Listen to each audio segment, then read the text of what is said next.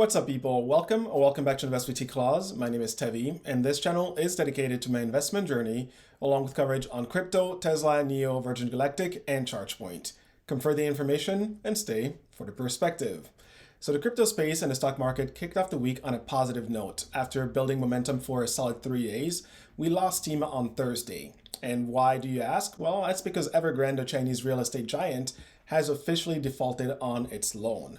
Inflation numbers hit not too long ago and came in at 6.8%, which is the highest since 1982. Now, it's fair to say that this was not necessarily completely unexpected, but it still makes for great headlines. And so the question becomes, will the market recover before the close today?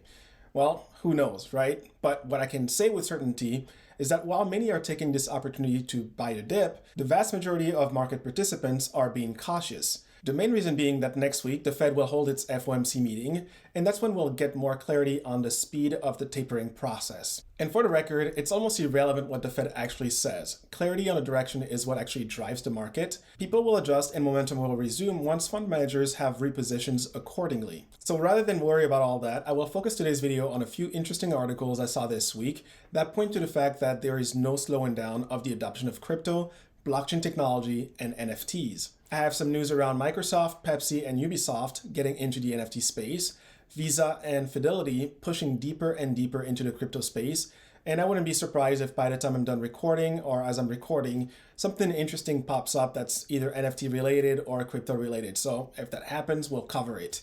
As always, I'd recommend watching all the way through so you don't miss out on any pertinent information I'll be sharing. Drop the video an early like if you haven't already, and hit that subscribe button. Those are two easy ways to show your support to the channel and help it grow if you appreciate the content. All right, let's get into it.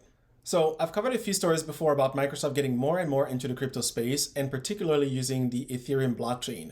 Going back to 2015 and really until most recently, Microsoft's focus has been more around how to leverage Ethereum for private, centralized blockchain usage and how they could incorporate the technology. With this most recent venture, Microsoft is looking to expand beyond that. When asked why Microsoft joined the investing round, Powell NFT's CEO Dan Hyman said, and I quote, "Now they're trying to push the envelope forward and understand how that private chain experimentation and innovation can translate into other initiatives," end of quote. And so we already know that Microsoft will be launching its own version of the metaverse via Teams in the first half of 2022, utilizing a lower cost and energy efficient platform like Palm on the largest smart contract blockchain makes perfect sense, as they get ready to likely launch a bunch of new avatars for people come next year. This will definitely be something to keep an eye on. One thing I talked about before is the many use cases for NFTs. Marketing and promoting brand loyalty is another one of those use cases. Now, Pepsi is the next major brand to get into the NFT space. They're launching their first collection of 1,893 unique NFTs that will go live today. And why only 1,893? Well, it's a call out to the first year Pepsi was created. As for the reason why they decided to launch this collection, well, their VP of marketing said, and I quote, "Pepsi has always been a brand with a strong heritage in music and pop culture. So it's only fitting for us to bring that legacy into the new world of NFTs with a mic drop of epic proportion," end of quote. He then added, and I quote, "We created a Pepsi mic drop Genesis NFT collection for our fans, putting their interests and needs at the forefront by ensuring that the NFT are all free of charge and presented equitably as an inclusive and accessible opportunity for anyone to experience the exciting world of NFTs. This collectible series of microphones is not only inspired by our history, but also represents the scale and scope of how accessible we see this space becoming in the future," end of quote. Budweiser did something very similar not too long ago, and their collection sold out within minutes. I plan to try to get one of these, so we'll see if I get lucky or not, but either way, if I do get one, I'll be sharing it on the channel with all of you. I can definitely see these gaining value over time, but more importantly, it would simply be cool to own a piece of their very first digital collectible. So that's what I'm going for. We'll see if I get one. Last, but certainly not the least for NFT news, gaming giant Ubisoft will be utilizing the Tezos blockchain to launch its in-game NFT platform called Ubisoft Quartz. The Tezos token get a nice price boost all the way up to $6.18 before coming back down with the rest of the market. By the way, Ubisoft is the gaming company behind Assassin's Creed and Just Dance. Their VP of Strategic Innovation stated, and I quote, "Ubisoft Quartz is the first building block in our ambitious vision for developing a true metaverse," end of quote. They launched the beta version in the US, Canada, a few European countries, as well as Australia and Brazil. The significance and relevance here is that it does allow players moving forward to benefit and profit from the time invested into gaming. The play-to-earn concept is expanding and growing the gaming economy, and it's all thanks to NFTs and blockchain technology. Players get to unlock rare items and sell them for a profit. For Ubisoft, they get to onboard and retain more customers, fans and collectors alike. And if you doubt the concept, simply take a look at Axie Infinity. People are making a living playing that game. And so as the various metaverses expand and merge together, you as the owner of these NFTs will be able to bring specific items from one game to another, or simply accessorize your digital self, which is pretty cool.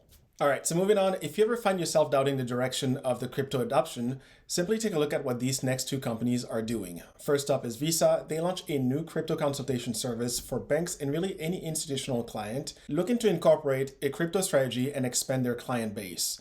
The Visa Global Head of Consulting and Analytics stated, and I quote, "We've seen a material shift in our client mindset in the last year, from a desire to explore and experiment with crypto to actually building a strategy and product roadmap." End of quote. According to a study that Visa has conducted globally, about 40% of crypto owners said that they would be eager to switch from their current bank to one that offers crypto-related products in the next 12 months. So clearly, Visa believes that 2022 will be a huge transformational year for crypto, NFTs, and blockchain tech generally speaking. Visa Senior VP and Global Head of FinTech stated, and I quote, "Crypto represents a technological shift from money movement and digital ownership.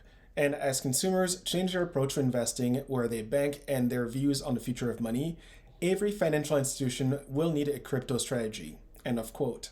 The other giant in the traditional financial world pushing deeper and deeper into crypto is Fidelity. It was just last week that they launched both a Bitcoin ETF and a mutual fund in Canada. Now, Fidelity is partnering with Nexo, which is a crypto-native company, the goal being to offer crypto custodial services, products, and lending services for institutional investors. Kaylin Metodiev, co-founder at Nexo, made the following statement about the partnership, and I quote, "Working with Fidelity Digital Assets is the latest milestone in our quest to offer a complete institutional platform and to onboard traditional finance companies into the digital asset ecosystem. Our client base will now have full use of our industry-leading credit and trading products with reliance on Fidelity, digital assets, bespoke custody, and security solutions." End of quote. And so when you really think about it, the US has been lagging behind on establishing a regulatory framework, and financial institutions are realizing that they can't continue to wait for the US to get on the ball. So instead, they're creating global partnerships to ensure that they don't miss the boat. Fidelity and Visa are two great examples of corporations doing just that. With that said, it's not like the US doesn't realize that they've lost ground and need to quickly catch up. And so for the first time ever, execs from crypto-native companies were invited to Congress for a hearing. The hearing was 5 hours long and intended to expand Congress' knowledge and understanding of the crypto world and how blockchain could be used to improve security, transparency, and bring greater financial inclusion.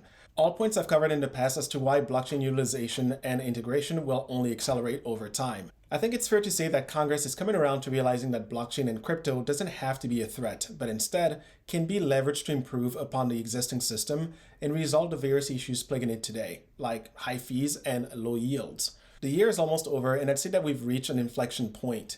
2022 is where it all comes together in my mind. And if you thought that crypto grew exponentially this year, I'd recommend putting on your helmet and spacesuit because we're going to the moon.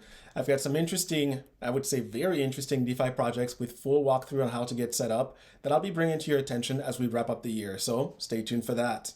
And on that note, I'll leave it here for today. If you enjoyed the content, make sure to smash the like button and share with others who you think could benefit from it.